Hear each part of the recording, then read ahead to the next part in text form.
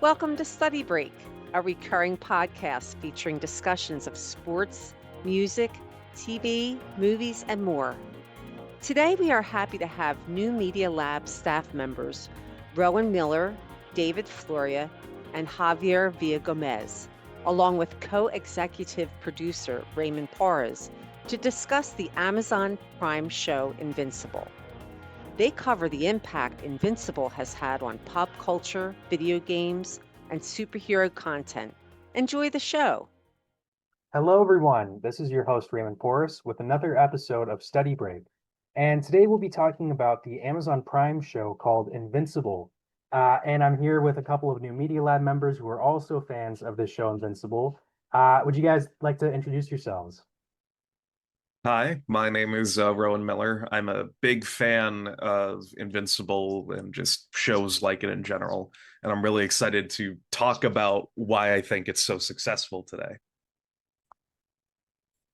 Hi, I'm Javier Villagomez, and I'm also a big fan of the Invincible universe in general, any kind of media and all that stuff. So to be able to get the opportunity to just talk about it is very great. I'm happy to be here. I'm David. I'm new to Invincible and I like everyone else, I like superhero TV shows. All right, so let's get into, what the show is about, like kind of where it came from. Javier, would you be able to give us like some basic, details about the show? Of course. So the show was written and directed, all same with the comic, by famous comic book artist Robert Kirkman, same guy that made The Walking Dead. And the show is about a young kid named Mark Grayson who kind of gets jump started into the whole world of being a superhero at a very young age after he inherited his powers from his father, Nolan Grayson, who's also the strongest superhero on the planet. And he is in a very conflicting position because of that, because while he's trying to be Mark Grayson as he's stepping into young adulthood, he's also learning how to be invincible. Yeah, and I feel like that's a good summary. But I will say, in comparison to a lot of those superhero shows, that this one is very gory and graphic and stuff. So we'll kind of warn that for our viewers and stuff, and we'll also warn them about getting into potential spoilers as we move on with this episode. But I do want to ask, now that we kind of covered some of the basic details, and this will go out to everyone, what are some of your favorite parts, about the show, about the story? And I'll ask David, has there anything that you've seen so far that's really kind of stuck out to you, that's kind of like your favorite part about what you've seen? Well, it's what's stuck with me the most was it's more of a comical moment. It's when Mark forced to awaken his powers and he threw trash back into space. Yeah, yeah, I feel like that is kind of a cool moment and everything, and hmm I feel like it's kind of become pretty iconic too with some of the pop culture meme Yeah, it's stuff a that's very been going on. natural way for him to figure out that he has powers. Yeah, yeah, I feel like it was done really well. that is a good moment, especially from like the first episode and everything. Yeah. And then Rowan, do you have anything that you like about the show? So for me, I Yeah, believe the biggest thing that adds to Invincible's cultural impact is its story. The story and writing of the characters of Invincible is really good. The plot itself is really well structured. Most of the characters are very well written. All of the dialogue is very believable. Most of the dialogue heavy scenes are the best parts of the show.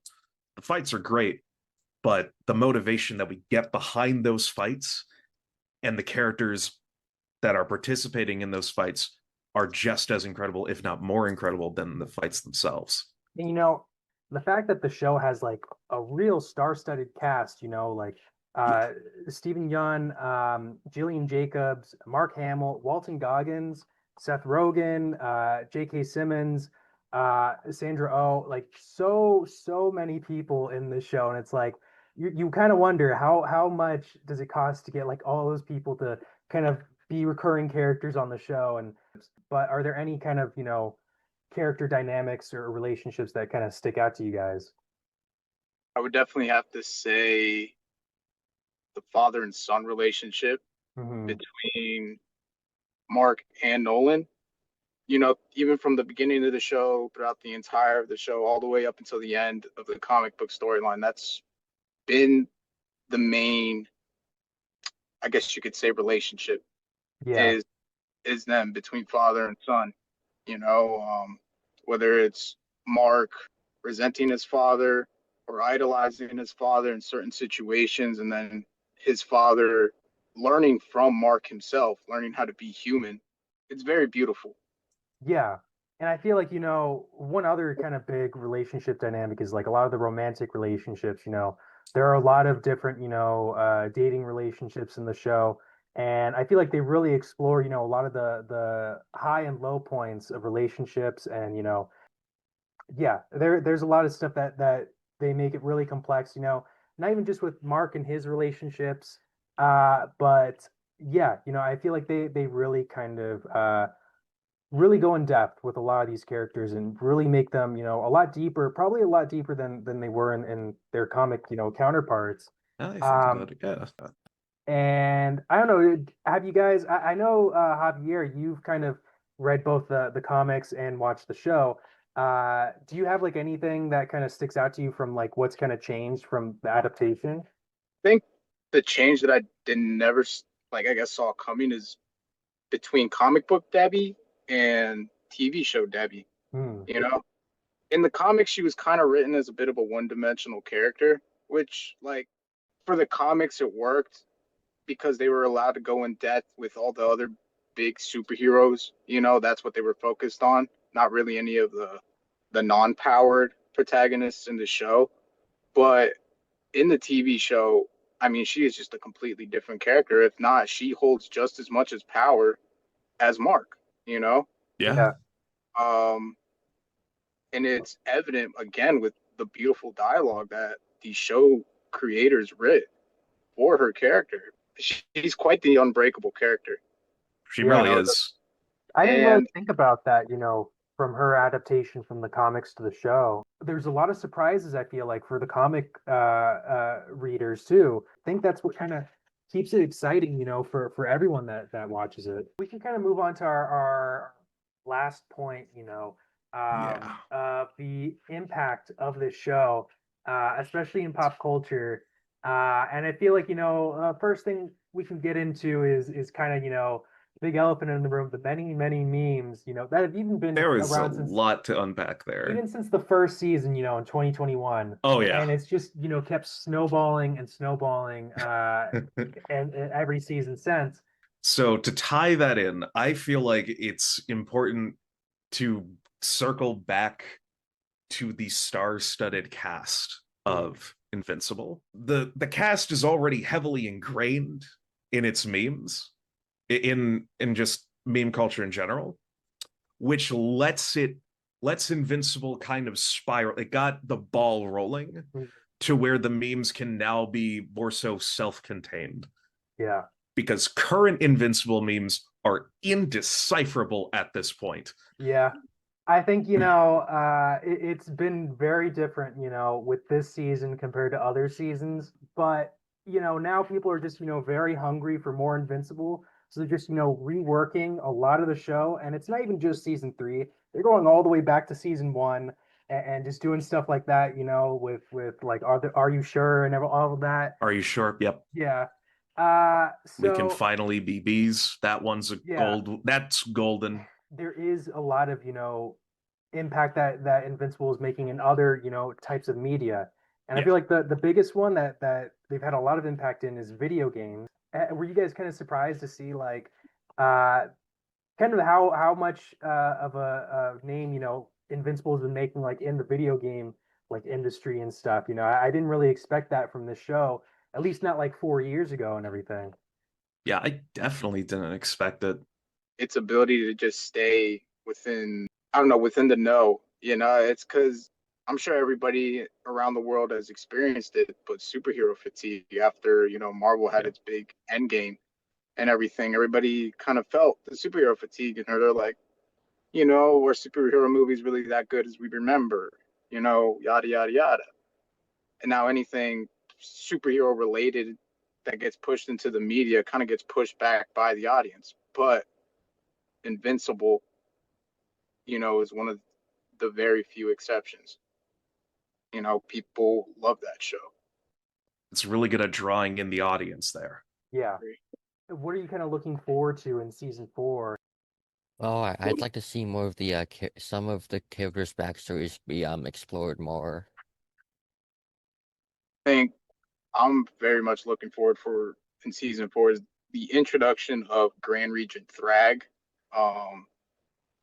And, that's going to be big. That's going to be huge for a lot of the Invincible nerds. So my hope is that for this season, for the more minor characters, they spend less money and time on cameo appearances and focus more of the time and the effort on the animation team. So that's what I'm hoping for season 4, is that we start showing the animators even more respect than we already do. Yeah, that's a good point. One thing that I do kind of agree with that kind of is in line with my hopes is kind of getting more in depth with those smaller characters and stuff. And I feel like with this adaptation, they have, whatever leeway they want, to go more in depth with any character that they want. That's pretty much everything. But I do want to thank you all again for being here. Yeah, I'm glad we were able to talk about this. And really looking forward to whenever season 4 comes out. Hopefully, Yeah. it's not too long, or everyone is going to go insane. I don't mind waiting longer if it means that they get to make something really good. Yeah, I think that's good. Yeah, I think The as long longer as in they the take oven, the time with better. it. Yeah, as long as they take time with it, I feel like whatever they come out with, everyone should be pretty happy with. Yeah. But Yeah. so I do, I want to thank everyone for being here, and I want to thank you to our listeners. And with that, we are out. You've been listening to Study Break, brought to you by the New Media Lab and the Office of Campus Engagement. Today's co-hosts were Raymond Pars, Rowan Miller, David Floria, and Javier Villagomez. Our producer was Raymond Pars. Our production coordinator was Shakia Hutt. Sarp John Ozcan prepared our title cards, and Moose Silla edited this episode. Victoria Culberth and Samuel Larson designed our cover art, and Indigo Fraser composed our theme music. Our co-executive producers were Moose Silla and Shakia Hutt, and I am Janine Kelly, your announcer for this episode. Thanks to Director of Campus Engagement, Allison Gleason, and our faculty advisor, Maria Boyd. If you have an interest in participating in the New Media Lab, contact the Office of Campus Engagement or reach out to us on Instagram at DCCC_New Media Lab. Be sure to subscribe to our YouTube channel and like this video. Thanks for listening.